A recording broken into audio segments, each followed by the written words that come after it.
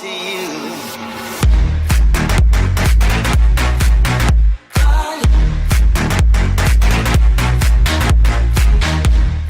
Yo, what's going on, everybody? It's your boy Z, and today we're going to be talking about the new map, Attack of the Radioactive Thing.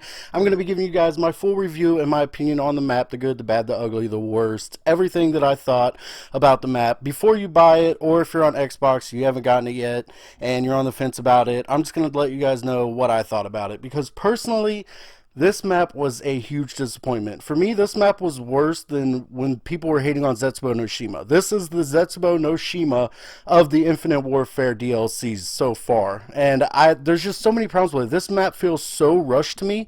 And coming from a player that has played a lot of custom maps on Black Ops 3 and World of War and things like that, this map is no better than half of the custom maps that I have played. And if you play custom zombies or watch custom zombies being played, you know exactly what I'm talking about. This feels absolutely like a fan-made map. It is so unevenly balanced. It is way too big. In my opinion, this map is, we see it a lot in the custom community. I'll just explain it that way, where players think or creators think that just because it's a huge map with a lot of things to do, that makes it a good map. But in my opinion, you have to have balance. You have to have that perfect balance of size and things to do, but where it's not overwhelming. Because that's the thing that people hated about Shinonuma, or not Shinonuma, Zetsubo no Shima, is that there was just way too much stuff to do. It was so tedious. By the time you got your whole game set up, I mean, it would take 20 or 30 minutes just to get the whole game set up, get your wonder weapons, just everything like that. Just setting your game up alone is just running around the map, saving a zombie, and that's if you're not even doing the Easter egg. That's just trying to get a good game going. It's just a lot of running around, saving zombies and things like that, which can really take you out of a map. I feel like it'll take you out of the gameplay of the map, and that's what this map did for me, because about on round 4 or 5, you're going to be able to unlock the power and start the melee kills for Elvira and all that. And if you're playing on solo, now for the first part of this video, I'm going to be speaking strictly from a solo standpoint, because that's mostly all I play is just solo zombies. So on round 4 or 5, you're going to be able to get your power and all that. I spent like 5 or 10 minutes just running from one side of the map to the other to turn the power on. Go back, talk to Elvira, go back, get her book, go back, take her book to her, get the vial, listen to her talk for 5 minutes before she gives you the vial. Like, all of this shit just straight up took me out of the game. At this point, I've been running around saving a zombie on round 4 or 5, which is an insanely low round to even be saving zombies on, just to run around and get all this stuff done. Now, I know there are teleporters around the map that you can use later on, but like I said, by the time you get the power turned on, get all the teleporters linked and everything like that, you're just fucking exhausted. Like, I want to spawn with stamina when I get on this map. I'm considering buying stamina before I even buy Jug, which is absolutely insane, because there's just so much running around. There's so much to do that, like I said, just takes you out of the whole feel of the map. The ambience of the map is just completely, I'm out of it by then. Also, so far as I know there's a wonder weapon in the map, but it's just feels rushed and cheesy compared to all the amazing stuff they've done with the 4 different ray guns and the 4 different bows, and then the Chinese moves and all of that. This map it seemed like the wonder weapon just was total shit, and the buildables were total shit, and there's a lot of things that they could be doing that would really get us to enjoy these maps that they're not. Easy things, like super easy things they could focus on doing that the community is saying they want, that they haven't implemented to this point, and we're 4 maps in. The community has said, we want some sort of monkey bomb, something that is equal to a monkey bomb that allows us to revive our teammates. We want that, and we haven't gotten that, any iteration of that yet. I mean, there are certain maps that have different buildables and things like that, yes, they can be kind of compared to the monkey bomb, but nothing nearly as good as getting those 3 monkeys that you have forever. So, like I said, like the boombox, you can use it like a monkey bomb, but it's a one-time use, and then you gotta wait for it to cool down and respawn, and it's just not, you can't compare it. It's nowhere comparable. There's no shield on the map. Like, fans have been saying, we want a shield. For zombie players, we're used to having that shield on our back, especially in the high rounds. It's just something we've grown accustomed to. We've had shields all the way since Transit. I mean, it's been that long. Think about how long ago Transit was. That's how long we're accustomed to having that shield. We need that shield. We want that shield. It just makes things so much more fun. And so there's these little things they could be focusing on to make the maps better. And instead, we got this horrific piece of shit that, in my opinion, was just, like I said, it's just way unbalanced. The boss that you get on like round 12, this boss will spawn in that like blinds you with a light, and he travels underground. And I literally put like 6 or 7 full clips, like probably over 500 bullets I put into this boss with a non-pack-a-punch gun, and it was still coming at me. Like, this boss is absolutely insane, and just didn't think like that. Now, I haven't played the map that much because, like I said, I haven't really enjoyed it. So there's a lot of things I still don't know about the map. I've never even gotten the Wonder Weapon yet, so I can't really speak on that. I do like the melee weapons and things like that, but the map itself is even glitchy. Like, when it first came out, I saw tutorials on how to get pack-a-punch, and I was like, okay. So I tried to do it, and then half the tutorials didn't even say you had the power turned on before you start the steps. So I figured that out. Then I was like, okay, I got the power turned on. I'm trying to get my melee kills. Oh, here it comes out that the crowbar doesn't count as melee kills. What the fuck? How does the crowbar not count as melee kills? It makes absolutely no sense, and I feel like it's more of a glitch than something they actually implemented into the map. I think it's actually a glitch, because there's no way in hell the crowbar should count as melee kills. I mean, there's no question in my mind. So you have to cleaver to get your melee kills.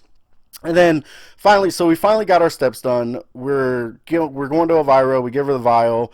She comes out and she walks around for like 5 minutes. She keeps killing our zombies. We can't even save a zombie because she keeps killing the last one. And she just goes back to the couch. She never even went to one of the portals and opened one of the portals in one of our games. Like, she just glitched out and went back to the couch and sat down. Like, that is absolutely crazy to me, and they're definitely going to have to patch some of these bugs and glitches. Now, I know I've been bashing this map for like 5-6 minutes, and I really, like I said, I compared to Zetsubo no Shima's The Ugly Child. The other 3 maps I actually really enjoy.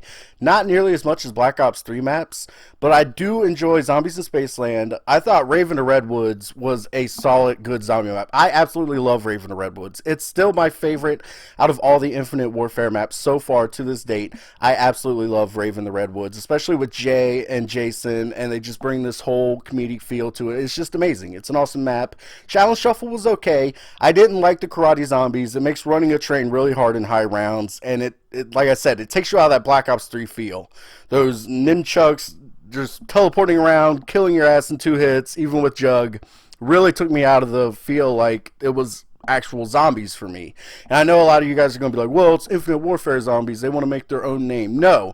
The reason Infinite Warfare did zombies boots on the ground with all the same mechanics as Treyarch is because they wanted to sell copies of the games. They wanted to expand the market to the Black Ops 3 zombie player community. And they're not doing their job. They're not doing a good job of bringing us players. Like, at this point, I don't know if I want to spend money on the next Infinite Warfare game. I'd rather save my money for just strictly Treyarch games. You know, like, what's the point? If you're not going to do your job and do what you're supposed to do to get me to play your game, then I'm not going to play it. I know that they want to make a name for themselves. They want to have their own style and things like that. I get it. That's nice. But there's some simple things that you can do in order to satisfy the community that's like, why not? Why not just give in and do those things that would give us a much more enjoyable experience? There's no point in it. It's not any more effort. It's simple, easy things that you can fucking do that, like I said, it just blows me away they haven't. Now, the good of the map is that we, as a community, have been harping that we want a more simple map, which I feel like this map's pretty straightforward. It's got, you know, the teleporters and things like that, a couple buildables, but for the most part, it's a simple, dumbed-down map. You get your gun, you open up Pack-a-Punch, and that's it. You know, there's nothing crazy to it. It's very dumbed down. It's not nearly as intense as some of the other maps. And the other thing the community has really wanted is a good, solid, like 4-player, wide-open map where 4 different people could have 4 different run spots and get into high rounds with 4 players without worrying about messing each other up. And this is definitely the map for that. You got the beach area, you got the 2 towns areas, even right there outside of spawn, you could easily run a train right there. I mean, there's so many training spots on this map. It's absolutely ridiculous, which I know that contributes to why the map itself is so big. But at the same time, for people that play mostly solo like me, it just really took me out of the map. And even not playing solo, like yesterday I went to a match with multiplayer, and I was the only one that knew how to turn on the power. So even though I had 3 other players in the game, I still ended up spending 10 minutes running around trying to get the power turned on, trying to get Pack-a-Punch opened completely by myself. And of course I can't save a zombie because I'm playing with randoms. They just keep killing all the zombies, and you know, it's just a whole big thing.